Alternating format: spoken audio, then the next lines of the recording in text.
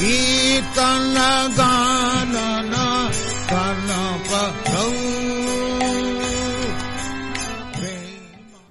ओम ज्ञानतिमिरान्धस्य ज्ञानाञ्जनशलाकया चक्षुरुन्मिलितं येन तस्मै श्रीगुरवे नमः।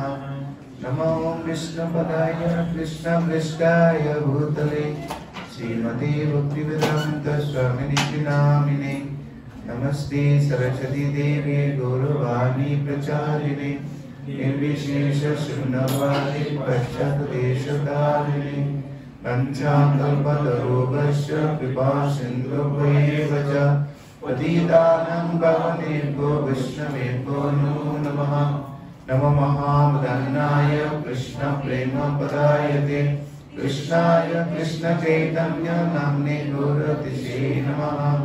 हे कृष्ण करुणा सिन्धु दीनबन्धु जगत्पते गोपेशविकान्त हरहन्त नमस्तुते। तप्त कांचन गौरांगी राधे वृंदावनेश्वरी विश्वानुसुते देवी प्रणमामि हरे प्रिये। जय श्री कृष्ण चैतन्य प्रभु नित्यानंद श्री अद्वैत गदाधर शिवासादि गौर भक्तवृंद। हरे कृष्णा कृष्ण कृष्ण हरे हरे हरे राम राम राम हरे हरे। नमो विष्णुपदाय कृष्णपृष्ठाय भूतले श्रीमद्भगवद्गीताचार्यपदाय नित्यागीतपदाय गौरवपदाय नमः। प्रभात की जय। এখন অনেক বয়োজ্যেষ্ঠ ভক্তরা রয়েছেন, আশীর্বাদ করুন। কিছু বলতে পারি যেন অনেকদিন ক্লাস দিনে আপনাদের। হরে কৃষ্ণ। গুরু তত্ত্ব নর্মালি আলোচনা করবি, হ্যাঁ? গুরু তত্ত্ব অনেক গভীর তত্ত্ব। তো সাধারণত অনেক প্রকারের তত্ত্ব রয়েছে। প্রভু বলছেন আমাকে গুরু তত্ত্ব সম্বন্ধে কিছু আলোচনা করেছেন। গুরু তত্ত্ব সাধারণ কোনো তত্ত্ব নয়। গুরু, এই গুরু এই যে শব্দটা এর অনেক মানে তাৎপর্যপূর্ণ শব্দ। যেরকম জীবতত্ত্ব আছে, বিষ্ণু তত্ত্ব রয়েছে, তারপরে মায়া তত্ত্ব, শক্তি তত্ত্ব, তারপরে প্রেম তত্ত্ব, ভক্তি তত্ত্ব, নাম তত্ত্ব, যত রকম তত্ত্ব রয়েছে সব আপনি এক্সপার্ট হতে পারেন। কিন্তু যদি গুরু তত্ত্বটা যদি ঠিক মতো আমরা না বুঝতে পারি তাহলে বাকি সব কিছুই কোনো কাজ করবে না আমাদের। সেজন্য গুরু, গুরু মানে গুরুর অপোজিট কি? লঘু। লঘু মানে হালকা। তাহলে গুরু কি হবে? হালকার বিপরীত শব্দ কি? ভারী। তো তাহলে গুরু মানে হ্যাভি, ভারী। কিসে ভারী? কিসে গুরু হ্যাভি? কে বলবেন? গুরু বলে আমরা ভারী, হ্যাভি। কিসে হ্যাভি? জ্ঞানে? জ্ঞানে? হ্যাঁ না? হ্যাঁ, হ্যাঁ। ভক্তি সিদ্ধান্ত শরৎ ঠাকুর আর হচ্ছে গৌরকিশোর বাবাজি, কে জ্ঞানে বেশি ভারী? ভক্তি সিদ্ধান্ত শরৎ ঠাকুর দীক্ষা দিতে যাননি, জ্যোতিষশাস্ত্র রচনা করেছেন। অল্প বয়সে 16 বছর বা 12 বছর বয়সে সমস্ত শাস্ত্র অধ্যয়ন রেডি। আর গৌরকিশোর বাবা লেখাপড়াই জানেন না বেশি। তো জ্ঞানে ভারী বলতে পারেন আপনি গৌরাঙ্গ প্রভু, রাধেশ্যাম প্রভু, তারপরে গৌর গোপাল প্রভু, তাদের কত হাজার হাজার লাখ লাখ বড়রা, রাধারাধামের মাঝে কত বড়। তাহলে আমরা কেন বলছি গুরু হ্যাভি, গুরু ভারী? জ্ঞানে বলতে পারবেন না, ফলোয়ার্সের দিকে বলতে পারবেন না আপনি। রাধাকান্ত মহারাজের কত ফলোয়ার আছে, আর লালগোবিন্দ স্বামীর কত ফলোয়ার আছে, লালগোবিন্দ কত ফলোয়ার আছে দেখবেন আপনি। তাহলে হ্যাভি মানে কি?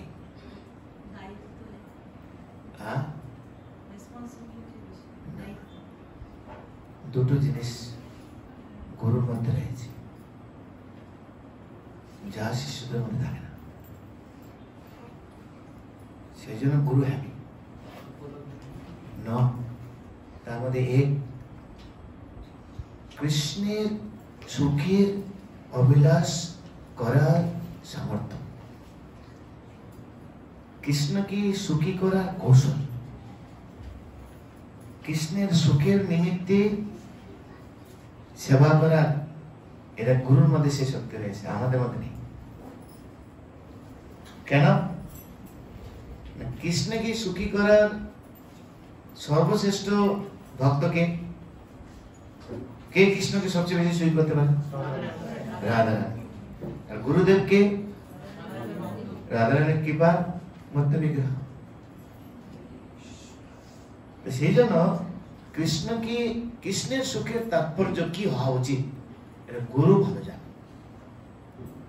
আমরা সেটা জানি। অনেক জ্ঞান হতে পারে আমাদের, অনেক বুদ্ধি হতে পারে আমাদের, অনেক ট্যালেন্ট আমরা হতে পারি, কিন্তু কৃষ্ণ কি করে সুখী হবেন? এরকম ধরুন প্রসাদ পরিবেশন হচ্ছে, আজকে প্রসাদে মাতাজি কি প্রসাদ দিবে জানি না, তো প্রসাদের মধ্যে যদি লবণ না পড়ে, তখন আমরা মাতাজিকে বলো, মাতাজি একটু লবণ না, তুমি লবণ জানি কিরকম আছে খেতে, তাই না? আর বলবো কি নয়, তাই না? তারপর অনেক কি রান্না করেছে ডেকে এসে আমাদেরকে এরকম খাওয়াচ্ছে, এরকম অনেক কিছু আমরা মন্তব্য করি। কিন্তু যিনি শুদ্ধ ভক্ত বা গুরু, তিনি একটা মন্তব্য করবেন না। কেন করবেন না? হ্যাঁ, আরে কৃষ্ণ খেয়েছে, কৃষ্ণ তো একটা মন্তব্য করেনি। কৃষ্ণ কিছু বলেছি? আমি কেন বলতে যাব? কৃষ্ণ যদি সেবা করে থাকেন, এটা আমি কেন সেবা করতে পারবো? এই যে ভাবটা, এই যে ব্যাপারটা, এটা কিন্তু গুরু সব জানে,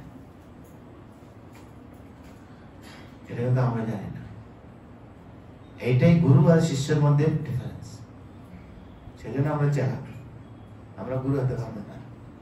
গুরু তখনই হতে পারবো যখন আমরা কৃষ্ণের সুখের নিমিত্তে, যখন আমরা আমাদের জীবন প্রাণ সবকিছু সমর্পণ করে দিতে পারবো। গুরুদেব যখন দেখবেন যে হ্যাঁ শিষ্য রাধারানীর কৃপা পাওয়ার উপযুক্ত, তখন তাকে গুরু রূপে গ্রহণ করেন। ওকে, ইউ বিকাম এ গুরু। বুঝে গেল? তাহলে এই যে একটা ব্যাপার, এটা হলো, এই জন্য গুরু হচ্ছে হ্যাপি, ভারী গুরু হচ্ছে ভেরি হ্যাপি। কিসে হ্যাপি? না, কৃষ্ণের সুখের তাৎপর্য গুরুদেবই জানেন, আমরা কেউ জানি না। সেই জন্য বলা হয় গুরু কৃপাই কে বলাম, যস্য দেবে পরা ভক্তি, যথা দেবী তথা গুরু, তস্যৈতি কথিতার্থা প্রকাশন্তি মহাত্মা। ভগবানের প্রতি যেরকম শ্রদ্ধা, যেরকম ভক্তি, যেরকম বিশ্বাস, যেরকম আমরা যেভাবে আমরা ভগবানকে আরাধনা করছি, যেভাবে ভগবানকে দর্শন করছি, যেভাবে ভগবানের প্রতি আমরা রেসপেক্ট করছি, সেই রকম রেসপেক্ট যদি কেউ গুরুর প্রতি করি, তার কাছে সমস্ত শাস্ত্রের বেদের সমস্ত সবকিছু অর্থ তার হৃদয়ে প্রকাশিত হয় সম্ভব। কেননা দিব্য জ্ঞান,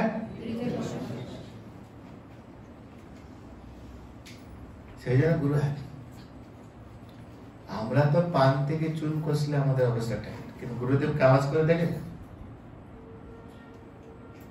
সেই জন্য গুরুদেব সাধারণ কোনো বস্তু নাই। আমরা কেউ যদি একটু রাগ করলো, আমরা তাকে আর ক্লাস নেব না, আমাদের কথা শুনলো না, তাকে ক্লাসে নেব না। কিন্তু গুরুদেবের বহু শিষ্য রয়েছে, গুরুদেবের নির্দেশে ফলো করে না, কিন্তু গুরুদেব কখনো তাকে ছাড়ে না। কেন ছাড়ে না? আমি ছেড়ে দিলে কৃষ্ণ তাকে ছেড়ে দিবে, আর কৃষ্ণ যদি তাকে ছেড়ে দেয়, সে ডুবে মরা ছাড়া কোনো পন্থা নেই।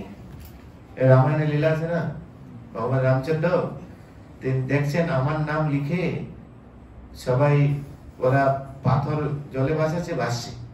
ভগবান চিন্তা করছেন, যদি আমি নিজে হাতে যদি পাথর জলে ছাড়ি, তাহলে পাথর কি করবে? নাচতে শুরু করবে। ভক্ত আমার নাম লিখে জলে ভাসছে, বেঁচে চলছে, আর আমি নিজে চললে কি করবে? ওটা নাচবে।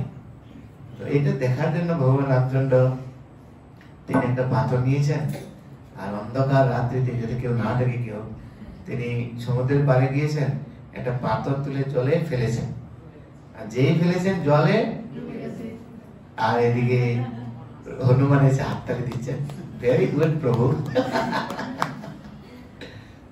হনুমান তুমি বলে, যেখানে রাম সেখানে হনুমান, আমি আপনার সাথে কি করে থাকতে পারি? তা আপনি যেখানে যাবেন আপনার পিছনে পিছনে আমি যাবো, সর্বদা আছি। ব্যাপারটা কি হল? তোমরা আমার নাম লিখে পাথরটা জলে ভাসালে, পাথরটা ডুবে গেল, ইয়ার পাথর ভাসলো, আর এর উপর দিয়ে আমরা সেতু বন্ধন করে যাচ্ছি। আচ্ছা, আমি চিন্তা করলাম, যদি আমার নামের মধ্যে যদি এত শক্তি থাকতে পারে, তাহলে আমার মধ্যে কত শক্তি আছে? তা আমি যদি সেই পাথরটা জলে ফেলি তাহলে কি অবস্থা হবে? ও নাচবে হয়তো, কিন্তু ডুবে গেল কি করে? ও এর কারণ আছে। এক, আপনার থেকে আপনার নামের মহিমা সবচেয়ে বেশি। নাম নামকারী নিজ সর্বশক্তি তত্রার্পিতা। শ্রীকৃষ্ণ ঠাকুর বলেছেন না, ভগবান তার নামের মধ্যে তার সমস্ত শক্তিকে অর্পণ করেছেন। আপনার নাম এত শুদ্ধ, এত শুদ্ধ, তাই না? যেরকম বলা হয় যে ভগবান রামচন্দ্র তিনি তার পাদস্পর্শের দ্বারা একটা পাথরকে তিনি স্বরূপ প্রদান করেছেন, তার স্বরূপ প্রদান করেছেন। ভগবান তার পাদস্পর্শের দ্বারা একটা পাথরকে তিনি তার স্বরূপ প্রদান করেছেন, কিন্তু ভগবানের নাম কোটি কোটি জীবদের তার নিজস্ব স্বরূপ, জীবের স্বরূপ কৃষ্ণের নিত্য দাস। আমরা সবাই পাথর ছিলাম না, হ্যাঁ কি না? আজকে ভগবত নামকে গ্রহণ করে আমরা কি হয়ে গেলাম? আমাদের স্বরূপকে। ভগবান রামচন্দ্র শুধু একটা পাথরের উপরে মাথায় পা রেখেছেন, তাই একটা স্বরূপ প্রাপ্ত হয়েছে, কিন্তু ভগবানের নামকে আশ্রয় করার ফলস্বরূপ কোটি কোটি জীব তাদের স্বরূপকে লাভ করেছেন। তাহলে কে বড় শক্তিশালী? স্বয়ং ভগবান না ভগবানের নাম? তাই নাকি? বিচার করে দেখুন। জবকোটে এই বিষয়ে আমরা আলোচনা করি। জবক আমাদের প্রতিদিন জব ক্লাস হয়, জব ক্লাসের শেষে এই সমস্ত কথা আমাদের আলোচনা হয়, এক একটা পাঠ আলোচনা হয়। তো প্রভু প্রথম কারণ এই ডুবে যাওয়ার, যে আপনি নিজে ছেড়েছেন, কিন্তু আপনার থেকে আপনার নাম আরো বেশি শক্তিশালী। আর 2 নাম্বার, প্রভু আপনি যাকে ত্যাগ করবেন সে ডুবা ছাড়া তার কি আর রাস্তা আছে? ভগবান যাকে ত্যাগ করবে সে কি আর বাঁচতে পারবে? বাঁচতে পারবে না, সে ডুবে মরবে। তো গুরুদেব সেটা জানেন যে কৃষ্ণ রুষ্ট হলে গুরু রাখিবারে পারে, গুরু রুষ্ট হলে কৃষ্ণ রাখিবারে না রে। সেজন্য গুরুদেব কখনো শিষ্যকে পরিত্যাগ করেন, আর এই সুযোগটা নিয়ে যেন আমরা অপরাধ না করে বসি। ভগবান কিন্তু ক্ষমা করবে না, এই সুযোগটা নিয়ে, কারণ গুরু আমাকে ছাড়বে না, তাই আমি যা খুশি তা করতে পারি, এই সুযোগটা যেন আমরা রাখি না। সেজন্য প্রথম পয়েন্ট যে গুরু কেন হ্যাভি, কৃষ্ণকে সুখী করার যে মূল সূত্র এই গুরুদেবই জানেন। কেন গুরুদেব জানেন? তিনি রাধারানীর কি এক্সটেনশন, করুণার প্রকাশ। বুঝা গেল? রাধারানীর করুণা আর কৃষ্ণের করুণার মধ্যে অনেক পার্থক্য রয়েছে, কিন্তু বৃন্দাবনে গেলে বুঝে যায়। এবার 2-3টা কাহিনী আমি শ্রবণ করেছিলাম এক ভক্তের কাছ থেকে, খুব অপূর্ব কাহিনী, যে গুরুদেবের করুণা কত। রাধারানীর যেহেতু করুণা বিশাল, কৃষ্ণের করুণার চেয়ে রাধারানীর করুণা অনেক, তো গুরুদেবের করুণা কৃষ্ণের করুণার চেয়ে আরো অনেক বেশি। সেটা গুরু তত্ত্বের কোনো স্বাভাবিক তত্ত্ব নয়, অনেক গভীর গুরুত্বপূর্ণ তত্ত্ব। আমরা কতটুকু উপলব্ধি করছি আমরা জানি না। সেই জন্য শাস্ত্রকাররা বলে গেছেন, যস্য দেবে পরা ভক্তি যথা দেবে তথা গুরু। গুরুকে যদি কেউ একটু সম্মান করতে পারে, সে কি হতে পারে তার প্রমাণ শাস্ত্রে রয়েছে। সেটা অনেক শব্দ শাস্ত্রে ব্যাখ্যা করা হয়েছে। মুখম করতি বাচালং ভঙ্গম লঙ্ঘায়তে, আমরা শুনেছি, বাস্তব উদাহরণ জানি। উদাহরণ শাস্ত্রকার আমাদের দিচ্ছেন, ভাগবত পুরাণ, তারপরে চৈতন্য চৈতামৃত, ওই সমস্ত গ্রন্থ রয়েছে। তাই গুরুদেবের করুণা রাধারানীর করুণারই প্রকাশ। সেজন্য রাধারানী যেহেতু কৃষ্ণকে কি করে সবচেয়ে সুখী করতে হয় রাধারানী ভালো জানেন। তা গুরুদেব যেহেতু রাধারানীর প্রকাশ, সেই জন্য তিনিও জানেন ভগবান কি করে, কৃষ্ণ কি করে খুশি হবে, যেটা আমরা শিষ্যরা জানি না। প্রত্যেক গুরু মহারাজের, আমাদের গুরুবর্গের জীবনের চরিত্র দেখুন, আপনি গুরু মহারাজের জীবন চরিত্র দেখুন। কৃষ্ণের বাণী প্রচার করার জন্য, কৃষ্ণের সবচেয়ে সুখী হবেন গুরু কৃষ্ণ কিভাবে, তার জন্য কি করছেন উনি চিন্তা করে দেখুন। জাস্ট কালকে, আজকে সকালে আমাদের মিটিং হচ্ছিল, সব রেডি, গুরু মহারাজ আসবে না, ফাইনাল একদম। কালকে ডক্টর শেরিন, গুরু মহারাজের যে মেইন চিকিৎসক, এই যে বলছে, আরে মহারাজ আপনাকে তো দেখতে খুব সুন্দর লাগছে, আপনার মায়াপুর যাওয়া উচিত। এই যে একটা কথা বলেছেন, মায়াপুরে যাওয়া উচিত, গুরু মহারাজ এটা লোকে নিয়েছেন। দেখো ডাক্তার সারেন আমাকে রিপোর্ট দিচ্ছে আমাকে মায়াপুরে যেতে হবে, তোমরা আমাকে বাধা দিতে পারো না। এবার সারেন বড়, ডক্টর সারেন বিপদে পড়ে গেছেন, কি করেন বলতে পারছেন না। আবার সারেন, ডক্টর সারেন এত বড় ডাক্তার, ওনার উপর দিয়ে কথা বলতে পারছে না কেউ।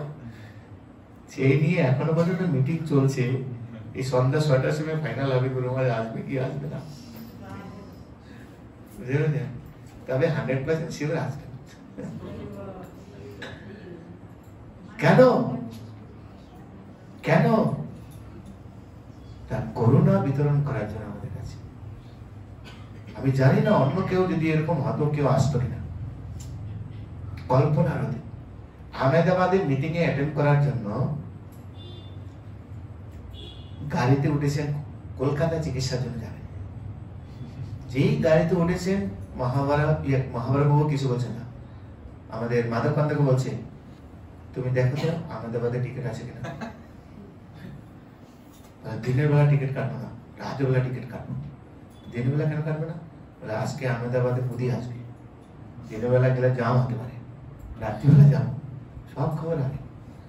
রাত্রি 11টা না 11:30 প্লেন টিকিট গাড়িতে পদ্ধতি কেটেছে, কেটে ওখানে গিয়ে মিটিং অ্যাটেন্ড করেছে। চিন্তা করছেন আপনি? না গেলে হতো, ওখানে বসে তো মারা যাচ্ছেন, সবাই আছেন, গুরু মহারাজ কেন গেলেন? মিশনের জন্য, ইসকনের জন্য। এই যে ব্যাপারগুলি, এটা কল্পনা করতে পারবো না আমরা, হলে কি কথা আমি জানি না। এই যে করুণা, করুণা সম্বন্ধে রাধারানী করুণার কথা মনে চলে আসছে একটা। চৈতন্য মহাপ্রভু কেন আসলেন? রাধারানী একটা করুণার কথা। কৃষ্ণ প্রতিদিন নন্দালয়ে রাধারানী যান, তো আজকে গিয়েছেন সবাই মিলে। কেন গিয়েছেন না, এটা আরেকটা ঘটনা, এরকম আরেকটা ঘটনা রয়েছে। এই ঘটনা আমি নতুন শুনেছি। নন্দ বাবা বিশাল বড় বাড়ি করেছেন নন্দ ভবনে, তাই ওপেনিং সেরেমনি হবে, তাই সবাই যাচ্ছেন। মেইন গেট দিয়ে ঢুকেছেন, মূল ঘরে প্রবেশ করতে গেলে মেইন দ্বার থাকে, মেইন দ্বারে গিয়ে রাধারানী দাঁড়িয়ে গিয়েছেন। দাঁড়িয়ে গিয়ে ভিতরে ঢুকেছেন। ঢোকার পর খুব মনটা খুব খারাপ রাধারানী। তো নন্দ বাবা জিজ্ঞাসা, রাধে তোমার কি ঘর পছন্দ হয়নি, বিল্ডিং পছন্দ হয়? না না, সব ঠিক আছে, ভালো। তার প্রবলেম কি? কিছু বলছে না। কিছুক্ষণ পরে বাবাকে বলছেন, বাবা চলো, আমার ভালো লাগছে না এখানে, তুমি চলো, ফিরে চলো। কি হয়েছে? না চলো চলো। তো বর্ষানাথে চলে গিয়েছেন। বর্ষানাথে কি বলছেন, বাবা আমাদেরকে কৃষ্ণের বাড়ি থেকে আরো বড় বাড়ি বানাতে হবে। স্বাভাবিক, রাধারানীকে বিশ্বমানন্দ মহারাজ সবচেয়ে বেশি ভালোবাসেন, কৃষ্ণকে সবচেয়ে ভালোবাসেন নন্দ মহারাজ। কৃষ্ণের অনুসারে বড় বাড়ি বানিয়েছেন, রাধারানী অনুসারে বাড়ি বানানো আমার কাছে নন্দ বাবার চেয়ে বড় বাড়ি বানানো নাথিং ব্যাপার। কেননা নন্দ বাবা ছিল 9 লক্ষ গাড়ি, আর বিশ্বমানের মহারাজের কত লক্ষ গাড়ি ছিল? কত লক্ষ কে জানে? একজাক্ট ফিগার আমি শুনেছি 13 লক্ষ। 13 লক্ষ গাড়ি। তো স্বাভাবিকভাবে বড় বাড়ি বানানো হচ্ছে নাথিং ব্যাপার। বড় বাড়ি বানিয়েছেন, তো বড় বাড়ি বানিয়ে এবার নন্দ বাবার সবাইকে ইনভাইট করেছেন কৃষ্ণ সব। তো কৃষ্ণ ঘুরে ঘুরে সব দেখছেন, সুন্দর দেখছেন সব কিছু। বলে রাধে, তো আমাদের বাড়ি থেকে তোমাদের বাড়ির ডিফারেন্সটা কি? বলে অনেক ডিফারেন্স। কোন ডিফারেন্স? বলে তোমার বাড়ির দরজার সামনে তুমি লিখে রেখেছ যে এই রাজপ্রাসাদে তারাই প্রবেশ করতে পারবে যাদের মন বিশুদ্ধ। যাদের মন বিশুদ্ধ তারাই বাড়িতে প্রবেশ করতে পারবে। আর আমার বাড়ির সামনে কোনো কিছু লেখা নেই, শুধু রাধে রাধে লেখা। রাধে বলো আর ভিতরে ঢোকো। এটাই ডিফারেন্স। যে তুমি শর্ত দিয়েছ, কারণ মন যদি বিশুদ্ধ না হয় আমার ঘরে প্রবেশ করতে পারবে না। আর আমার কোনো শর্ত নেই। আর সেইটাই চৈতন্য মহাপ্রভু, সেইটাই গুরুদেব। গান আছে না, কে যাবে ভাই ভব সিন্ধুর পার, ধন্য কলি যুগের চৈতন্য অবতার, আমারও গৌরাঙ্গের ঘাটে বলুন বলুন অদান খেয়া বয়, জড় অন্ধ আতুর অবধি পার হয়। বুঝা গেল? গুরুদেব চাই, সেই জন্য গুরুদেব আছেন রাধারানীর কৃপার মধ্য বিগ্রহ। রাধারানী তত্ত্ব কি সাধারণ তত্ত্ব? সবচেয়ে হাই তত্ত্ব, হাই ফিলোসফি, গোপনীয়। সেজন্য সকলের অধিকার নিয়ে রাধারানীর কথা আলোচনা করে। তো গুরু তত্ত্ব যেরকম সবচেয়ে হাই তত্ত্ব, সবাই বুঝতে আমরা পারবে। আর যারা বুঝতে পারবে তারা তো মহান হয়ে যাবে। শুদ্ধ ভক্ত দুই ধরনের, কে বলতে পারে? শুদ্ধ ভক্ত দুই ধরনের রয়েছে। জানেন কেউ? বলেন।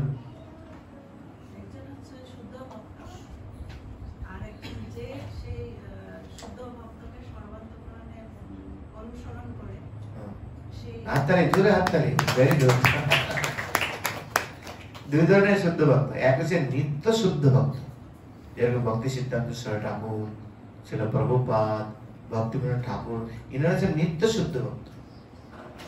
ইনাদেরকে শুদ্ধ ভক্ত হতে হয়নি। ইনারা ভগবানের দ্বারা প্রেরিত হয়ে এই জগতে এসছেন। গুরুবর্গরা তারা সকলে শুদ্ধ ভক্ত, তারা প্রেরিত হয়ে এখানে এসছেন। তাদের জীবন চরিত্র পাঠ করলাম, দেখতে পাই। তো সেই শুদ্ধ ভক্তকে যারা সর্বান্তকরণে অনুসরণ করবে, সেও শুদ্ধ ভক্ত হয়ে যাবে।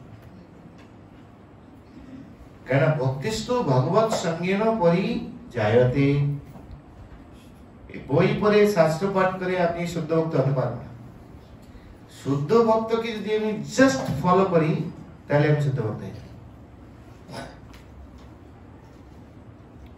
সেই জন্য বলা হয় যস্য দেবী পরা ভক্তি যথা দেবী তথা গুরু তস্যৈতে পতিতা বার্তা প্রকাশন্তে মহাত্মনঃ। তাহলে এটা হলো একটা দিক। গুরু কেন হেভি? গুরু কেন ভারী? ভারী মানে এই নয় যে ওয়েট বেশি, ভারী মানে এই নয় যে জ্ঞানে ভারী। আরে শিষ্য তার চেয়ে অনেক জ্ঞানী হয়ে যায়। আমরা দেখি নরোত্তম দাস ঠাকুর, শ্রীনিবাস আচার্য, তাদের জীবন চরিত্র দেখুন। হৃদয় চৈতন্য প্রভু, তার শিষ্য কেশবানন্দ প্রভু, চিন্তা করে দেখুন। তার এই দৃষ্টিভঙ্গিতে না, দৃষ্টিভঙ্গি যে কেন হেভি, কৃষ্ণের সুখের তাৎপর্য শুধু গুরুই উপলব্ধি করতে পারে।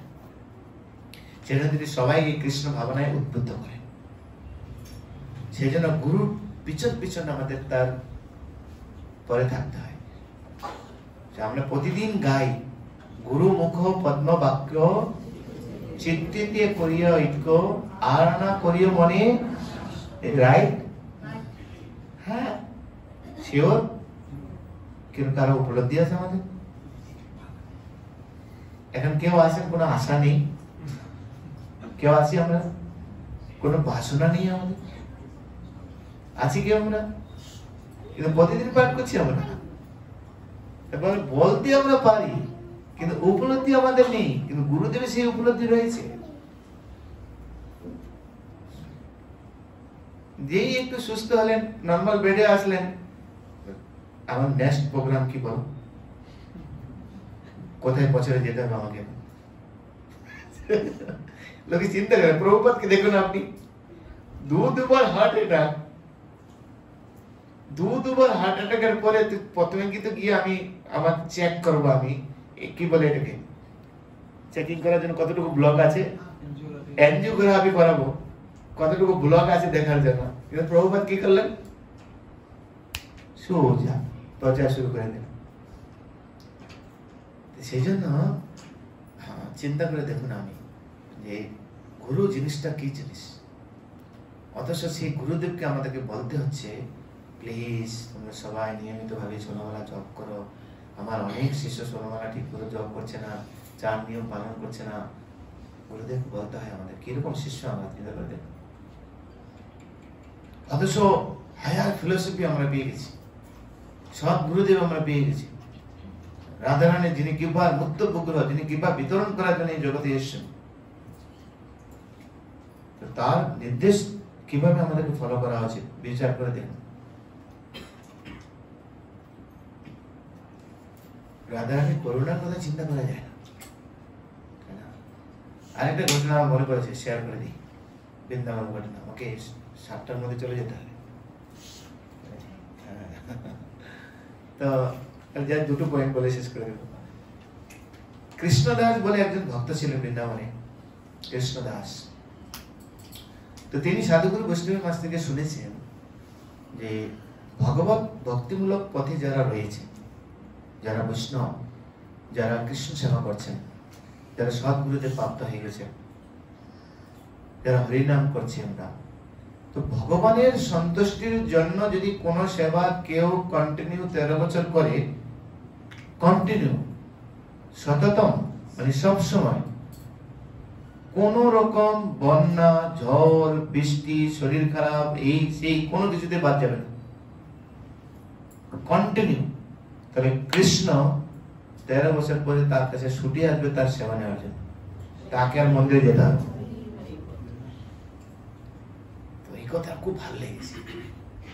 তিনি চিন্তা করছেন, তার আশ্রমে তিনি একটা জায়গাতে ফুলের গাছ রোপণ করেছেন, সুন্দর সুন্দর সুগন্ধি ফুল, আর প্রতিদিন মালা গেঁথে নিয়ে, নিজের হাতে মালা গেঁথে নিয়ে ভগবানকে মালা পরাবেন, নন্দলালকে, নন্দালয়, নন্দ ভবনের ঘটনা। নন্দ ভবনে গিয়ে লাল্লাকে মালা পরাবেন প্রতিদিন, আর প্রেম সহকারে, ভক্তি সহকারে এরকম প্রতিদিন মালা পরাচ্ছেন। 1 বছর, 2 বছর, 3 বছর, 4 বছর, 12 বছর অতিক্রম হয়ে গেছে। 12 বছর 6 মাস অতিক্রম, 9 মাস অতিক্রম, 10 মাস, 11 মাস, 12 মাস, 13 মাসের লাস্ট দিন একদম সুন্দর মালা গেঁথে নিয়েছেন, যত সুগন্ধি ফুল ছিল, আর প্রেম ভক্তি যা ছিল মালা গেঁথেছেন। কারণ আজকে লাস্ট দিন, গুরুদেবের কথা শুনেছেন, তাই আজকে মালা পরাতে গিয়ে বলছেন, দেখ লাল্লা, এই আমার হাতের শেষ মালা আছে, এটা কালকে থেকে আমি কিন্তু তোমাকে এখানে আসবো না মালা পরাতে। আমার গুরুদেব বলেছেন, কাল থেকে কিন্তু তোমাকে মালা পরতে হয়, কিন্তু আমার কাছে আসতে হবে, কেন আমি তোমাকে মালা সেবা করেছি তোমার সুখের জন্য, আমার নিজের সুখের জন্য কিছু করিনি, তাই একদিন আমি মিস করিনি। মালা পরিয়ে মনে আনতে চলে গেছেন, আশ্রমে চলে গেছেন, কুটিয়াতে চলে গেছেন, কুটিয়াতে ভোজন করছেন, রাত্রি গেল। পরের দিন সকালবেলা তিনি সবকিছু মালা গেঁথে রেডি, সকালবেলা গোচারণে যাওয়ার আগে আসবেই লাল্লা, কিন্তু গোচারণের টাইম চলে গেল, লাল্লা আসেনি। তো ভাবছি এখন আসেনি, ঠিক আছে লাঞ্চের সময় হতে আসবে। সকালে যে ভোগ নিবেদন করেছিলেন সেটাকে বাদ দিয়ে আবার নতুন করে 56 ভোগ আয়োজন করলেন। দুপুরবেলা লাঞ্চ, ডালি ডালনা, দুগ্ধ টন্নি, দধিমুখ সখণ্ড, মুগ্ধ বড়া, মাছ বড়া, রুটিকা, মৃতান্ন, যা যা কিছু আছে সব রেডি করেছেন, মালা গেঁথে রেখেছেন। দুপুর গড়িয়ে যাচ্ছে, আসছে না।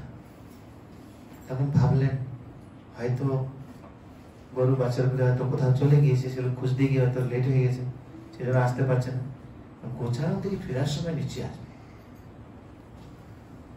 কিন্তু গোধূলির লগ্ন পেরিয়ে গেছে, আল্লাহর আশ্বাস। তখন চিন্তা করলেন গোধূলির লগ্ন থেকে পেরিয়ে যাওয়া মানে কি ঘরে ভাবি নেই, সব চলে গেল। আর যেই ঘরে যাবে যজনমা কি করবে, আর গতি বের করবে, তা আসবে না।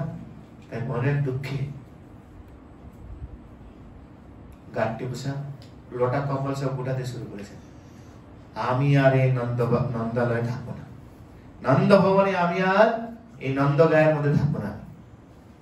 এই কৃষ্ণ খুব চালাক, সে যে কি বোঝে কি করে বুঝাবার মুশকিল। আমার রাধারানী অনেক ভালো, রাধারানী অনেক কৃপাময়, তাই না? সবাইকে অকাতরে তিনি প্রেম দান করেন। সে শিয়ালের ঘটনা আপনারা জানেন, শিয়াল গিয়ে রাধাকুণ্ডের তীরে একটা গর্তের মধ্যে গিয়ে লুকিয়ে গেল, আগুন লাগিয়ে দিল, বাচ্চারা আগুন লেগে শিয়াল মরে গেল। তাকে ধরে নিয়ে রাধারানীর কাছে গেল, রাধারানী তাকে নিয়ে রাধাকুণ্ডে চুবালেন, গুপি দেহ দিয়ে দিল। আর রাধারানী কত মার্সিফুল। তাই আমি আর নন্দগায়ে থাকছি না, চললাম। এই গাঁটটি বোঝা বেড়াচ্ছেন আর মনের দুঃখে কান্না করছে। ঠিক ওই সময় এক রাখাল বালক, বাবা বাবা বাবা বাবা, আজকে অনেক লেট হয়ে গেল গাভীদেরকে গুছাতে বোঝাতে, প্রচন্ড খিদা লেগেছে বাবা, তোমার আশ্রমে কিছু আছে? রাখাল বালক, যাও দেখ গিয়ে ওখানে লাল্লার জন্য সব তৈরি করেছেন, ও আসেনি, যা গিয়ে খেয়ে নে। তো গিয়ে দেখছে অনেক আইটেম। তো বলছে বাবা দেখতে পাচ্ছ হাতের মধ্যে খুব ময়লা আবর্জনা, এইভাবে কি অবস্থা খাবো, তুমি একটু খাইয়ে দিবে?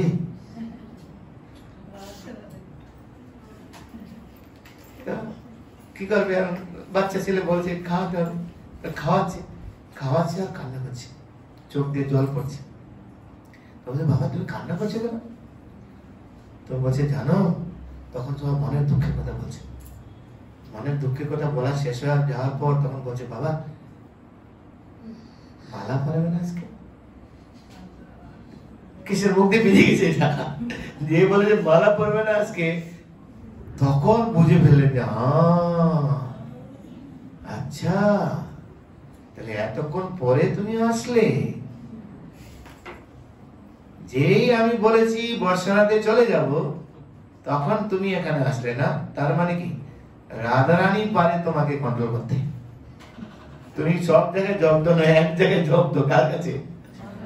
রাধারানীর কাছে। আমি রাধারানীর কাছে থাকবো। তো আমার বলার তাৎপর্য হচ্ছে, দেখুন কৃষ্ণ অনেক সময় আমাদেরকে অনেক পরীক্ষা করেন, কিন্তু রাধারানী তিনি তার কৃপা অকাতরে বিতরণ করেন। গুরুদেব তার কৃপা অকাতরে বিতরণ করছেন। বিচার করে দেখুন আমাদের যা কোয়ালিটি তিনি আমাদেরকে গ্রহণ করছেন। সাধারণত গুরুদেব, আপনি গৌরকিশোর দাস বাবাজি মহারাজ কিভাবে ভক্তি সিদ্ধান্ত সরকার ঠাকুরকে গ্রহণ করেছেন বিচার করে দেখুন। নরোত্তম দাস ঠাকুরকে আমাদের লোকনাথ গোস্বামী কিভাবে গ্রহণ করেছেন বিচার করে দেখুন। আমাদেরকে যদি এরকম করে, আমরা আমাদের জিজিএসে আগে বাচ্চাদেরকে আমরা তৈরি করছি, ওদের দীক্ষা নেওয়ার উপযুক্ততা তৈরি করছি, কিন্তু মা বাবা গিয়ে তাকে আলাদা করে দীক্ষা দিয়ে দিচ্ছে। এখন হরিনামও ঠিক মতো করছে না। যদি পরীক্ষা নেয় তাহলে হবে গুরুদেব, পারবো আমরা, কিন্তু গুরুদেব কৃপা করে গ্রহণ করে নিচ্ছে। গুরুদেবের কৃপা দেন, সেটাকে যেন আমরা এরকম সাধারণ ভাবে না নিই। যদি সাধারণ ভাবে নেই তাহলে কিন্তু ভুল কর। গুরুদেব হ্যাভি, কিসে হ্যাভি? ভগবানের সুখ কি করে হয়, কি করে ভগবান সুখী হবেন, সেই মূল যে বিষয় এই গুরুদেবই ভালো জানেন, আমরা সবাই ভালো জানেন। তার প্রমাণ আমি দিলাম। মাতাজি রান্না করে ভগবানকে ভোগ লাগাচ্ছেন, যদি একটু লবণ না দিল প্রভুজির অবস্থা কি থাকে আমরা জানি। কত বোকা যে দিবে তার ঠিক নেই। এমনকি আমরা কিচেনে দেখি যদি একটি কোনো কারণে লবণ বললো না, কি রান্না করেছে, ভগবান তো খেয়ে নিয়েছে, এটাকে আমরা দেখছি না। কিন্তু যদি ভগবান খায় তাহলে আমরা আলাদা করে কি করে লবণ নিতে পারি? আমাদের উপলব্ধি নিয়ে, বোধ নেই আমাদের। বিচার করে দেখলাম, কিন্তু যারা শুদ্ধ ভক্ত কিচ্ছু পারবে না। সনাতন গোস্বামী তার প্রমাণ। ভগবানকে ভোগ লাগালেন আটার দলা, ওই আটার দলায় খেয়ে নিচ্ছে, না লবণ আছে, না চিনি আছে, না কোনো কিছু আছে। মদন গোপাল কি বললেন, আরে বাবা তুমি প্রতিদিন এরকম খাওয়াচ্ছ, একটু লবণ তো দাও কমপক্ষে। তাই নাকি? শুদ্ধ ভক্তের ভাব, ভগবানকে খাইছি আমি খাবো, ভগবান যা খেয়েছেন আমি তাই খাবো।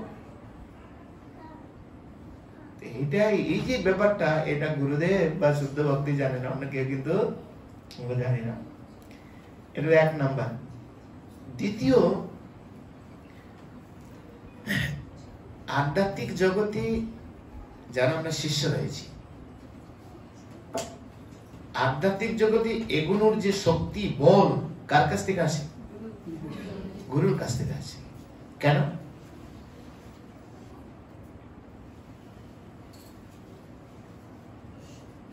কারণ কি? তাৎপর্য কি?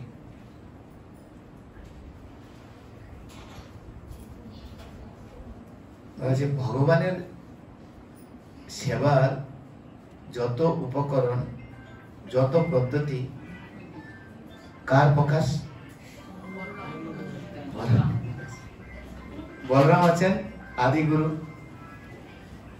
তো ভগবত সেবার সকল রকম শক্তি, সামর্থ্য, যা কিছু সব বলরামই প্রদান করে, তাই না? এই যে হারমোনিয়াম বলুন, এই কর্তার বলুন, এইটা বলুন, মাইক বলুন, যত কিছু আছে কে? সব বলরাম। আর গুরুদেব কি? বলরামের মূর্ত বিগ্রহ, প্রকাশ, তাই নাকি? তো যত রকম আধ্যাত্মিক শক্তি, যা কিছু চাবিকাঠি, সব গুরুদেবের হাতে রয়েছে। নিজ বলো চেষ্টা প্রতি ভরসা সারিয়া, তোমার ইচ্ছায় আছি নির্ভর করি। আমাদের চেষ্টা, আমাদের সামর্থ্য, আমরা আমাদের শক্তিতে কিন্তু আমরা ভগবত ভক্তি জার্জন করতে পারবো না। আপনি যত বড়ই জ্ঞানী হন, যত বড়ই আপনি সামর্থ্যশালী হন, যদি গুরুদেবের শক্তি আপনার মধ্যে না থাকে, আপনি জিরো হয়ে যাবেন। আজকে হিরো, কালকে আপনি জিরো। ইসকন ছাড়ুন দেখি, ছাড়ুন ইসকন। ইসকনে আসি বলে আমরা একদম বেসাসনে বসে ক্লাস দিচ্ছি। আজকে যদি ইসকন ছেড়ে দেই, ডাকবেন আপনি আমাকে? ডাকবেন না। বিষয়টা দেখুন, অথচ ইসকনে থেকে আমি সেটা আমরা বুঝতে পারছি না। সবচেয়ে বড় সমস্যা হচ্ছে না। সেজন্য দ্বিতীয় যে পয়েন্ট, যে আধ্যাত্মিক জগতের যত শক্তি, যত বল, সব গুরুদেবই প্রদান করেন আমাদের। গুরু কৃপা হি কেবলম। গুরুদেবের শক্তি যদি আমাদের মধ্যে না থাকে, আমরা কিচ্ছু করতে পারবো। মুখং করতি বাচালম বম্বুং লঙ্ঘায়তেন গিরিম যৎ কৃপাতমহং বন্দে শ্রী গুরু দীনতারেণ পরমানন্দ মাধবম। সেই জন্য গুরুদেব হ্যাপি। তিনি বলরামের মূর্ত বিগ্রহ। বলরাম যেরকম ভগবত সেবার সমস্ত বল আমাদেরকে প্রদান করেন, তাই গুরুদেব সেই বল আমাদেরকে প্রদান করেন। সেই জন্য গুরুদেব হচ্ছেন হ্যাপি, গুরুদেব হচ্ছেন ভাই। সেই জন্য গুরু ব্যাপারটাকে যেন আমরা ছোট করে না দিই। সেই জন্য শাস্ত্রে কত কথা বর্ণনা করেছে, গুরু সে মনুষ্য বুদ্ধি না করিয়ে কখন, তাই না? তারপর অনেক গানের মধ্যে রয়েছে, আশ্রয় লইয়া ভজ শ্রী গুরু চরণ, যাহা হইতে মিলে ভাই কৃষ্ণ প্রেম ধন। ওই গানের মধ্যে অনেক তথ্য লুকিয়ে আছে, দেখবেন আপনি। সেই জন্য আমরা যেন এই গুরু শব্দটাকে যেন মানে খাটো করে না দেখি। সেজন্য গু মানে হচ্ছে যিনি আমাদেরকে আলোকবর্তিকা, অন্ধকার থেকে আলোকবর্তিকা প্রদান করেন। গু শব্দে অন্ধকার বোঝায়, গুহা বোঝায়। আর রু শব্দ হচ্ছে তত্ত্ব নিরূপণ। তত্ত্ব নিরূপণ, তত্ত্ব নিরূপণ, আমাদের স্বরূপ কি, আমাদের কি করণীয়, কি করণীয় নয়, গুরুদেব সেটা আমাদেরকে প্রদান করে। গুরু শাস্ত্রের বর্ণনা। সেজন্য আমাদের সেকেন্ড ইনিশিয়েশন করছে, আমরা এগুলো আলোচনা করছি। আমরা 5টা ক্লাস হয়ে গেছে গুরু তত্ত্বের পরে, আর একটা ক্লাস হবে, এখনো শেষ হয়নি, চলছে আমাদের ক্লাস। সেকেন্ড ইনিশিয়েশন কোর্স, প্রস্তুতি কোর্স। ব্রাহ্মণ দীক্ষা নিতে গেলে কি কি জানতে হবে আমাদের? আগে তত্ত্ব জানতে হবে। তো ফার্স্ট আমরা শুরু করেছি গুরু তত্ত্ব, তারপরে আমাদের শুরু হবে শিষ্য তত্ত্ব, তারপরে আমাদের জীব তত্ত্ব, তারপরে বিষ্ণু তত্ত্ব, কৃষ্ণ তত্ত্ব, প্রকৃতি তত্ত্ব, কর্মতত্ত্ব, সব আমাদের পরপর জানা হবে। ব্রাহ্মণ হওয়ার জন্য যা যা দরকার সেগুলো আমরা সব রসদ আমরা দিচ্ছি। আমরা ফার্স্ট কোর্স আমাদের সাথে রয়েছে, প্রায় 100 জন ভক্ত আছে। তা আমরা চাই যে প্রত্যেকটা ভক্ত যদি এই তত্ত্ব যদি অবগত না হয়, তাহলে কিন্তু আমাদের ভক্তিটা খুব নড়বড়ে হয়ে যাবে, আমরা আদর্শ শিষ্য হতে পারবো না। সেটা গুরু বিষয়টাকে আমাদের ভালো করে জানতে হবে। শাস্ত্রগ্রন্থে এরকম বহু দৃষ্টান্ত রয়েছে, অনেক কথা আলোচনা করা রয়েছে, সেগুলি জানুন। সেজন্য গুরু ভারী, গুরু হ্যাভি, এই দুটো বিষয়ে গুরুদেব হ্যাভি, যেটা সবার মধ্যে থাকবে, কোন শিষ্যের মধ্যে আমরা পাবো না। শিষ্য যদি গুরুদেবকে অলরেডি ফলো করে, তাহলে কিন্তু সে আবার ওই গুণের অধিকারী হয়ে যাবে, তখন সে আবার গুরু হতে পারে। এইটাই হচ্ছে মূল বিষয়।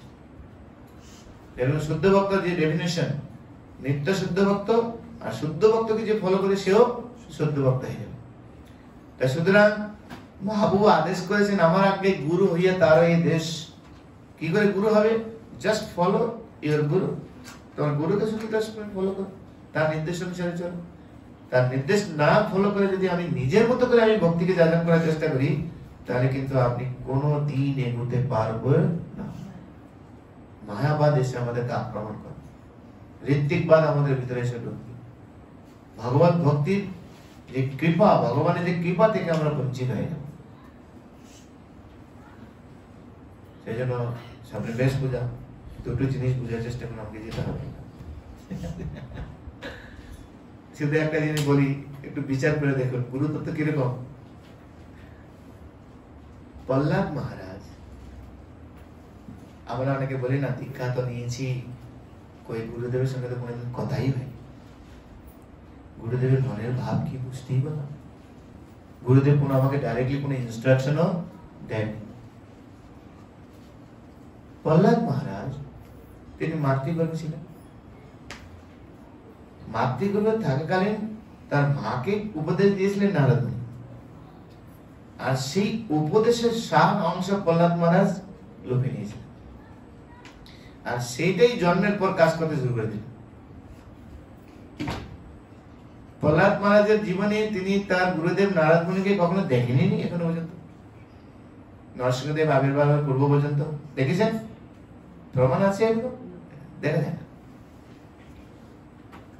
শুধু তাই নয়, গুরুদেব যে একবার প্রবচন দিয়ে গেছেন, রিপিট আবার শ্রবণ করে সে পদ্ধতি তখন ছিল না। এখনকার যুগ ছিল না, ইউটিউব নেই, হোয়াটসঅ্যাপ নেই, রেকর্ডিং করে আমরা পাঠিয়ে দেবো বন্ধুদের, এরকম কিছু ছিল না।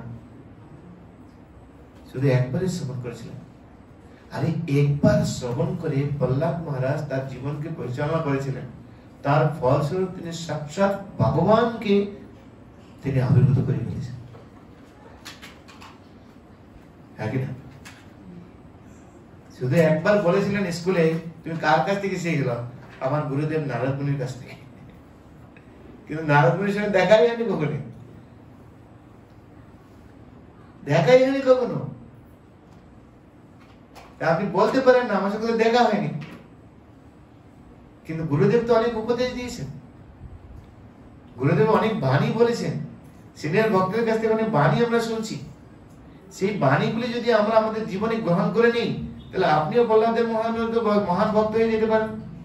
কেন? গুরুদেব তো অন্তর্যামী, গুরুদেব সাক্ষাৎ ভগবানের মূর্ত বিগ্রহ। জীবেরও নিস্তার লাগি নন্দসুত হরি, ভুবনে প্রকাশন গুরু রূপ ধরি। তাহলে সেই নন্দসুত হরি তো আমার হৃদয়ে রয়েছে, হ্যাঁ কি না? তিনি কি আপনার কথা শুনতে পাচ্ছেন না গুরুদেব? অবশ্যই শুনতে পাচ্ছেন। শুধু আপনার শ্রদ্ধা, বিশ্বাস, ভক্তি সেরকম থাকতে হবে। সেটা প্রভু উদাহরণ দিয়েছেন, উদাহরণটা খুব ভালো লেগেছে। সব ক্লাসে আমি এগুলো জুড়ে দিই। প্রভু একটা সুন্দর উদাহরণ দিয়েছিল এই বিষয়ে। যেরকম বিমান, এরোপ্লেন যখন ল্যান্ডিং অবস্থায় থাকে, সারা পূর্বে সেই ককপিট ইঞ্জিনিয়ার, তারপরে চাকা ইঞ্জিনিয়ার, তারপর ফুয়েল ইঞ্জিনিয়ার, সবাই আসবে, সব চেকিং করবে, সব দেখবে, সব কিছু নাড়াচাড়া করবে, তারপরে তারা রিপোর্ট লিখবে, সব কিছু লিখবে, তারপরে পাইলটের হাতে দিবে। কিন্তু যেই বিমান টেক আপ হবে, যখন টেক আপ হবে, আর কারো সহায়তা পাবে? সহায়তা পাবে কি? আর কারো সহায়তা পাবে না কোনো ফিজিক্যালি। কিন্তু একটা সহায়তা পাইছে, বেতার তরঙ্গ, তাই না? ইটিসি থেকে তাকে বলা হয় তোমার সামনে এত দূরত্বে আরেকটা বিমান রয়েছে, তুমি বাম দিকে যাবে না ডান দিকে যাবে। ওই বেতার শব্দ শুনে তাকে নিজে নিজেই স্টিয়ারিং চালাতে হয়, হ্যাঁ কি না? আমাদের অবস্থা তাই, আমরা যারা শিষ্য, কারণ আমাদের গুরুদেব তিনি সারা বিশ্বব্যাপী জীবদের কল্যাণের জন্য তিনি ব্রত গ্রহণ করেছেন। তাই তিনি যে আমার পিছনে পড়ে থাকবেন নাও থাকতে পারে, কিন্তু তিনি তার ধ্বনির মাধ্যমে, তার বাক্যের মাধ্যমে, তার কথার মাধ্যমে, প্রবচনের মাধ্যমে তিনি তার অনেক উপদেশ আমাদের জন্য ছেড়ে দিয়ে গেছেন। সেই উপদেশগুলি বেতার তরঙ্গের মতো আমার জীবনে আমাকে নিজেকেই লাগাতে, তাহলে আমি এগিয়ে যেতে পারবো। তো প্রহ্লাদ মহারাজ গুরুদেবের সেই বেতার তরঙ্গ তার হৃদয়ে ঢুকিয়ে নিয়েছিলেন। সেই বেতার তরঙ্গ তার হৃদয়ে ঢুকিয়ে তার জীবনে ফলো করার মাধ্যমে সাক্ষাৎ ভগবানকে, তার বাক্য এত শুদ্ধ হয়ে গেছিল, তিনি যা বলছেন ভগবান সেটাই গ্রহণ করে নিয়েছেন। তার পিতাজি বলছেন, তুই কার শক্তি শক্তিমান? ঈশ্বরের, আপনি যার কাছ থেকে শক্তি পাচ্ছেন সে পরমেশ্বর ভগবানের দ্বারা। ভগবান কোথায় থাকে? সর্বত্র রয়েছে। এখানে এই ঘরের মধ্যে রয়েছে? হ্যাঁ রয়েছেন। কোথায় রয়েছেন? সর্বত্র রয়েছেন। খামের মধ্যে রয়েছেন? হ্যাঁ খামের মধ্যে রয়েছেন। মারলেন খাম, খাম থেকে বেরিয়ে আসলেন কি ভগবান? বেরিয়ে আসলেন কি? তাহলে এটা কিসের বল? যে গুরুদেবের বেতার ধ্বনি মায়ের মাধ্যমে শ্রবণ করেছেন, আর ওইটাই হৃদয়ে ঢুকে নিয়েছেন, সেই অনুসারে জীবনকে ব্রত করে নিয়েছেন। তাই প্রতিকূল পরিস্থিতিতেও তিনি কখনো গুরুদেবের আদেশকে লঙ্ঘন করেননি। এটা একটা পয়েন্ট। প্রহ্লাদ মহারাজ গুরুদেবের বাণী কিভাবে গ্রহণ করেছেন? একদম যতন্তিমাম দৃঢ়ব্রতা। গীতা একটা শ্লোক আছে না, সততম কীর্তয়ন্তু মাম যতন্তস্য দৃঢ়ব্রতা নমস্যন্তস্য মাম ভক্তা নিত্যযুক্ত উপাসতে। ভগবানের উপাসনার পদ্ধতি কি? এটা হলো পদ্ধতি। সততম 24 আওয়ার্স কীর্তয়ন্তু মাম, শুধু ভগবানের কথাই কীর্তন। তাই বাবা যা বলছেন ভগবানের কথাই বলছেন। গুরুদেব যা বলছেন, যা পাঠ করেছেন, লাস্টে এসে ওই হরে কৃষ্ণ কীর্তন, আর কিছু না। কিরকম? যত্নের সঙ্গে। অর্থাৎ যে কোনো পরিস্থিতিতে আমি ছাড়বো না, যা করো গৌরাঙ্গ হরি আমি তোমায় ছাড়ছি না। প্রহ্লাদ মহারাজের দৃঢ়তা। আমাদের তো অবস্থা টাইট। একটু যারা আমাদের শিখায় তারা যদি একটু গালি দেয়, একটু বকা দেয়, আজ বইলে কত জায়গা আছে। আরে তুমি কত জায়গা আছে যেতে পারো, কিন্তু তোমার মনোভাবটা তুমি সঙ্গে করে নিয়ে যাচ্ছ, কিন্তু বিদ্রোহী মনোভাব, আনুগত্য মনোভাব নেই, তোমার শরণাগতি মনোভাব নেই। তাই সেখানে গিয়ে তুমি পাবে না কিছু। প্রহ্লাদ মহারাজকে দেখুন, সেটাই আমাদের ভাবনা। আমাদের আচার্য প্রহ্লাদ মহারাজ তিনি শিখাচ্ছেন গুরু ভক্তি কি জিনিস। গুরুর আদেশ যদি আমাদের জীবনে পাথে করে চলতে পারি, তাহলে কি পেতে পারি, আমি কি করতে পারি। যে কোনো পরিস্থিতিতে আমি আমার গুরুদেবের আদেশকে কখনো লঙ্ঘন করবো না। আমার যার জীবন যাক, খন্ড খন্ড হয় যদি যায় যদি প্রাণ, তথাপি না ছাড়িব মুখে হরিনাম। কার কথা? হরিদাস ঠাকুরের কথা। হরিদাস ঠাকুরকে মহাপ্রভু আদেশ দিয়েছেন, তুমি সবসময় হরিনাম কীর্তন করো, আর কিছু করতে হবে না। তাই তিনি বলছেন, আমার গুরুদেব আদেশ করেছেন মহাপ্রভু যে কখনো যেন হরিনাম না দেয়। তাই খন্ড খন্ড হয় যদি যায় যদি প্রাণ, তথাপি না ছাড়িব মুখে হরিনাম। কিছু করতে পারলো না। বিচার করে দেখুন, শুধু মহাপ্রভুর আদেশ তার জীবনে পাথে করে নিয়েছেন। প্রহ্লাদ মহারাজ তার গুরুদেবের আদেশ উপদেশকে তার পাথে করে নিয়েছিলেন। তাই প্রতিকূল পরিস্থিতি তার জীবনে অনেক এসেছে, কিন্তু কখনো প্রতিকূল পরিস্থিতিতেও বিচলিত হয়নি। তাই গুরুদেবের আদেশকে যেরকম আমাদের জীবনে যদি আমরা এরকম পাতে করতে পারি, সেই বল, সেই ঊর্জা, সেই শক্তি আমরা সব পাবো। কিন্তু আমাদের বিশ্বাস নেই, আমাদের ভরসা নেই। আমরা আমাদের ক্ষমতার প্রতি ভরসা করছি, আমরা আমাদের আত্মীয় স্বজন প্রতি ভরসা করছি, আমাদের অর্থের প্রতি আমরা ভরসা করছি, আমাদের জ্ঞান বিবেকের প্রতি আমরা ভরসা করছি। কিন্তু প্রহ্লাদ মহারাজ তা করেন, হরিদাস ঠাকুর তা করেন। এইটা আমাদের জীবনে ব্রত নিয়ে চলা উচিত, তাহলে আপনি সফল হবেন, আপনার শিষ্যত্ব জীবন সফল হতে পারত। গুরুদেব এই যে বল, এই শক্তি গুরুদেবই আমাদেরকে দিবেন। কেননা আধ্যাত্মিক জগতের যত বল শক্তি যা কিছু সব বলরামের প্রকাশ, আর বলরামের মধ্য বিগ্রহ আছেন গুরুদেব। বলরাম আদি গুরু, তারই প্রকাশ হচ্ছেন গুরুদেব। গুরুদেব হচ্ছেন বলরাম তত্ত্ব, গুরু তত্ত্ব, আদি গুরু তত্ত্ব। তাই এভাবে আমাদের জীবনকে যদি আমরা অনুশীলন করি আমাদের জীবন, তাহলে শিষ্যত্ব জীবন আমাদের সার্থক হবে। আমরা গুরুদেবের আদেশকে অমান্য করে জাগতিক ভাবে আমরা সুখী হওয়ার জন্য গুরুদেবের নির্দেশও আমরা অমান্য করছি, তাহলে কি গতি হবে চিন্তা করে দেব। গুরু রুষ্ট হলে কৃষ্ণ রাখিবারে নারী, কৃষ্ণ রুষ্ট হলে গুরু রাখিবারে পারে। গুরু যদি রুষ্ট হন তার কি অবস্থা হবে? কিন্তু গুরুদেব রুষ্ট হন না, কেন হতে পারেন না? কিন্তু আমি যদি রুষ্ট হই তার আর কোন গতি থাকবে। সেই জন্য এরকম বেহায়া আমাদের শিষ্য হওয়া উচিত নয়। আমাদের প্রহ্লাদ মহারাজের মতো শিষ্য হওয়া উচিত, আমাদের ধ্রুব মহারাজের মতো শিষ্য হওয়া উচিত, যার বর্ণনা তার গুরুদেব গিয়ে সমস্ত বড় বড় লোকের কাছে গিয়ে বলছেন। যুধিষ্ঠির মহারাজ, পিতামহ ভীষ্ম, মুনি ঋষি সেখানে গিয়ে বলছেন ধ্রুবের কথা, প্রহ্লাদ মহারাজের কথা বলছেন। শিল প্রভুপাদ কিরকম শিষ্য ছিলেন, ভক্তি সিদ্ধান্ত সরোজ ঠাকুর যাকে পাইতেন তাকেই বলতেন এই অবচরণ, এই অভয়, অভয় দেখো আমার মনের কথাটা কিভাবে জেনে ফেলে। এই দেখো এই শ্লোকটা দেখো, পরম ব্রহ্ম পরম পুরুষ প্রমাণ করিলে তুমি নির্বিশেষে নির্বাক ভাস তেজিল ভারত ভূমি। দেখো আমার মনের কথাটা কি করে জেনে ফেলে। এটাই তো হওয়া উচিত না? আমরা কি ফার্স্ট ক্লাস শিষ্য হওয়া না থার্ড ক্লাস শিষ্য হওয়া উচিত? বলুন, ফার্স্ট ক্লাস শিষ্য হওয়া উচিত না থার্ড ক্লাস শিষ্য হওয়া উচিত? স্বাভাবিক না, মাঝখানে থাকবে না, মাঝখানে থাকা বড় বিপদ। ঠিক আছে, আমাদের আগে ফার্স্ট ক্লাসে হওয়া উচিত সবসময়। তাই গুরুদেবের মনোভাব আমাদেরকে গ্রহণ করতে হবে। এই মনোভাব নিয়ে যদি আমরা চলি, আপনি দেখুন, আরে একটা জীবন, কত জীবন আমরা মায়ার লাথি খেয়ে এসেছি, বিষয় ভোগ করে তো সারা জন্ম জন্মান্তর 84 লক্ষ যদি গ্রহণ করে এসেছি। তাই মানব জীবন একটা পেয়েছি, সৎ গুরুদেব পেয়েছি। কি না পরের লাইনটা, ভবিষ্যৎ মধ্যে পাড়ি দেওয়ার মহাপুর যে গানটা, হরির নামে নৌকা ঘানি শ্রীগুরু কান্ডারি, সংকীর্তন করো আলো দুপাহ পড়েছে।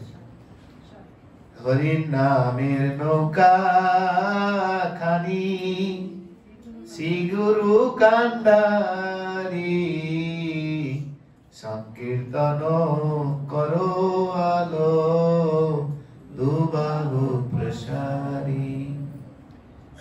ভবসমুদ্র পাড়ি দেওয়ার জন্য মহাপ্রভু নৌকা নিয়ে দাঁড়িয়ে আছেন। কি নৌকা? হরির নামের নৌকা। তাই হরির নামকে আশ্রয় করতে হবে। ওই কিচির বিচির হরির নাম করলে হবে না, শুদ্ধ হরিনাম করতে হবে। শুদ্ধ হরিনাম মানে প্রভুপাদ বলছেন প্রত্যেকটা অক্ষর শ্রবণ করে জপ কর। হরে কৃষ্ণ কৃষ্ণ কৃষ্ণ হরে হরে, হরে রাম রাম রাম হরে হরে। শুদ্ধ ভাবে প্রত্যেকটা অক্ষর শ্রবণ করে, প্রত্যেকটা মালার গুলি যেন না যায়, নামাশ্রয় করি যতনে তুমি।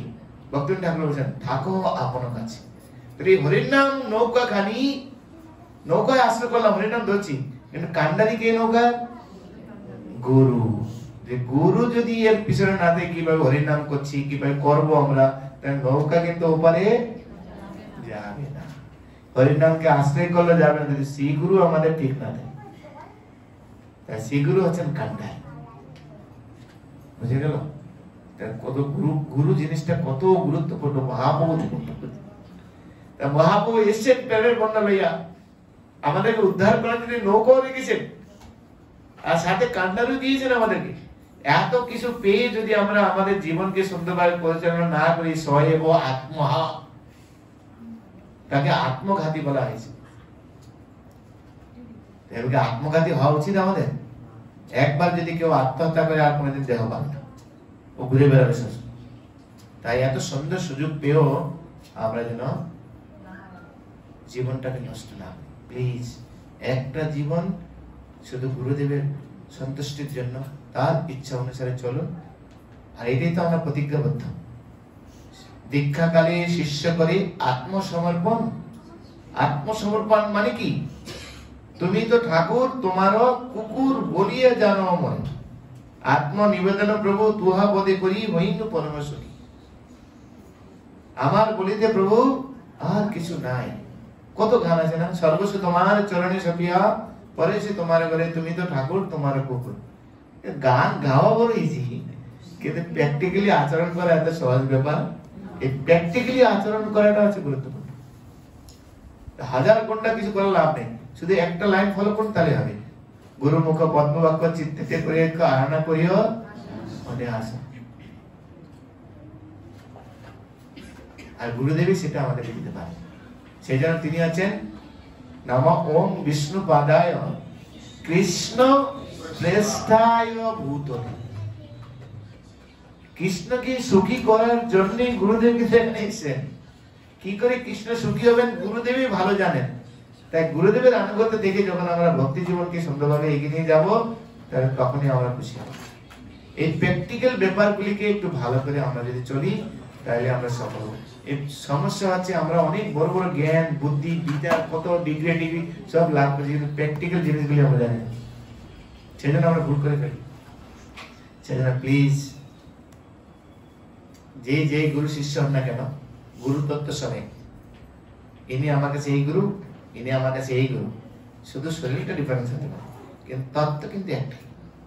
তিনি হচ্ছেন রাধারানীর কৃপার মুক্ত বিগ্রহ, তিনি হচ্ছেন বলরামের প্রতিনিধিত্ব, আদি গুরুর প্রতিনিধিত্ব করেছেন। তাই সমস্ত বল শক্তি সব গুরুদেবের কাছ থেকে আসে। সেই জন্য গুরুদেব আমি ব্যাস, শুধু এইটুকু মাথায় রাখো। তাহলে আর গুরুদেবের আদেশকে কখনো আমরা হেয়া করবো না। গুরুদেবের সুখের, যদি গুরুদেব সুখী হন তাহলে রাধারানী সুখী হবেন, বলরাম সুখী হবেন। আর রাধারানী দুই আর বলরাম যদি দুইজন সুখী হন, কৃষ্ণ যাবে কোথায়?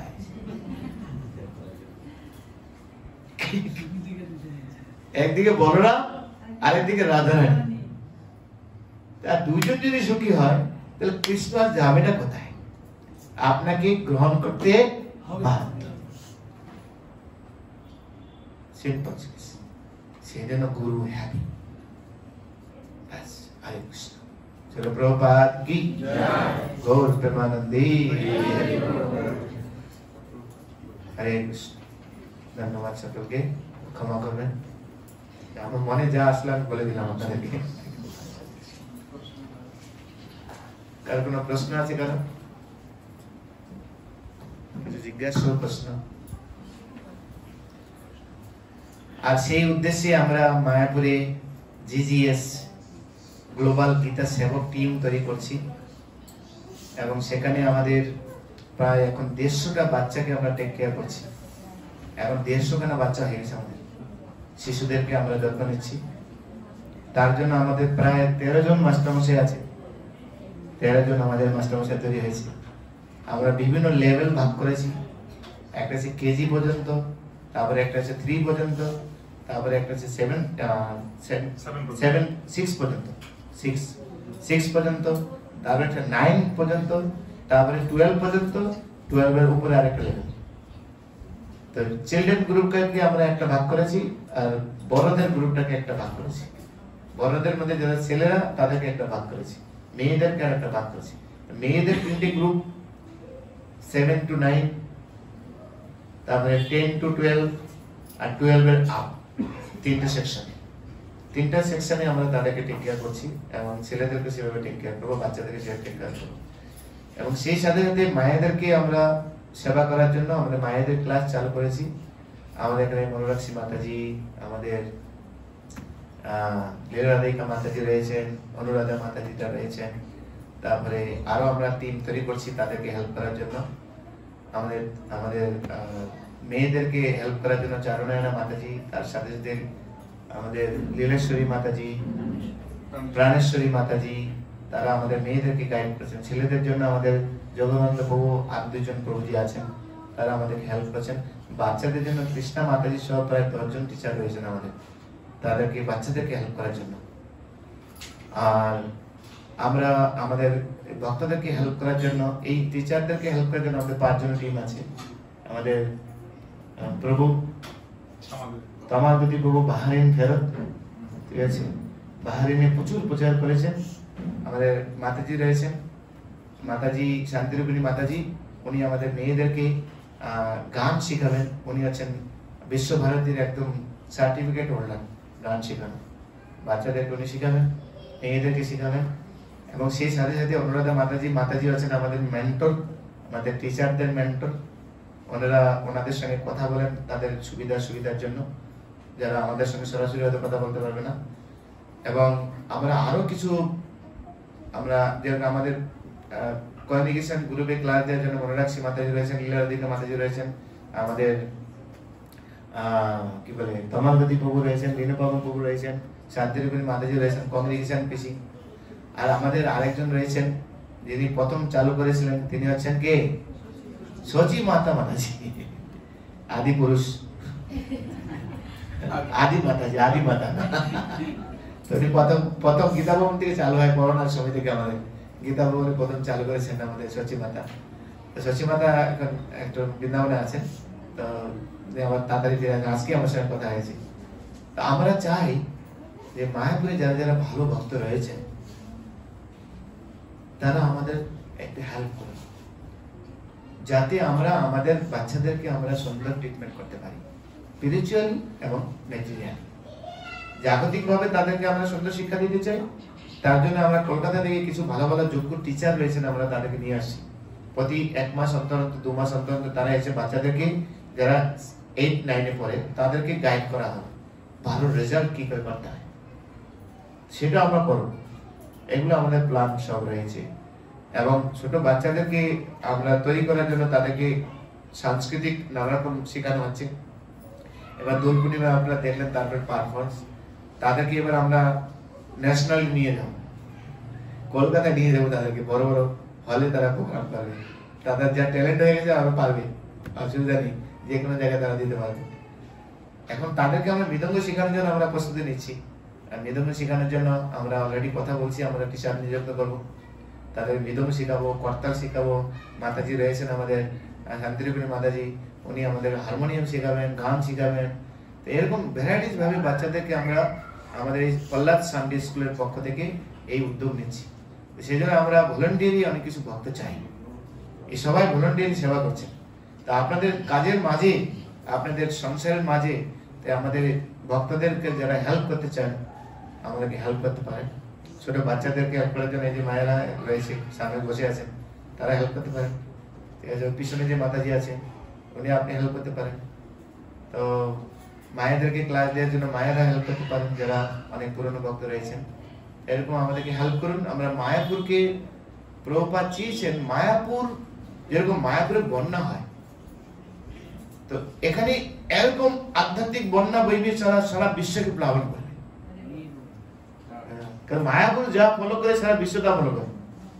তা আমাদের বাচ্চারা, চিলড্রেন, মায়েরা, পুত্রাজিরা এমন ভালো ভক্ত হবে, তাদেরকে দেখে সারা বিশ্বের লোক এখনো বর্তমানে আছে। বিশেষ করে বাংলাদেশে যখন আপনি যাবেন, আপনি মায়াপুর থেকে এসেছেন, ও যেই শুনবে আপনি মায়াপুর থেকে এসেছেন, সঙ্গে সঙ্গে আপনার চরণ দুটি মাথায় নিবে, আপনাকে ঘরে নিয়ে যাবে, খাওয়াবে, সেবা করাবে।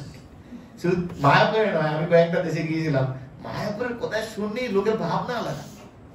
আর যারা বাংলাদেশের লোক বসে আছেন যে হাসছেন আমাদের বহু ভালো অবগত, তাই নাকি যে মায়াপুরকে কিরকম ভালোবাসে। তা আমরা মায়াপুরে যা বাস করছি, আমরা কি ভাবছি, সেটা আমাদের বাচ্চাদেরকে আমরা হেল্প করতে চাই। প্লিজ যারা যারা চান আমাদেরকে ভলেন্টারি বাচ্চাদেরকে সহায়তা করতে চান, আমাদের টিচার এখন স্ট্রং গ্রুপ রয়েছে আমরা, কিন্তু এটাকে আমরা এক্সপ্যান্ড করতে চাচ্ছি। মায়াপুর পুরো ম্যানেজমেন্ট আমাদের সাথে রয়েছে, কো ডাইরেক্টররা, গুরুমার যে আশীর্বাদ রয়েছে। কেন গুরুমার চেয়েছেন মায়াপুরে বাচ্চাদেরকে কি করে ট্রিটমেন্ট করবে।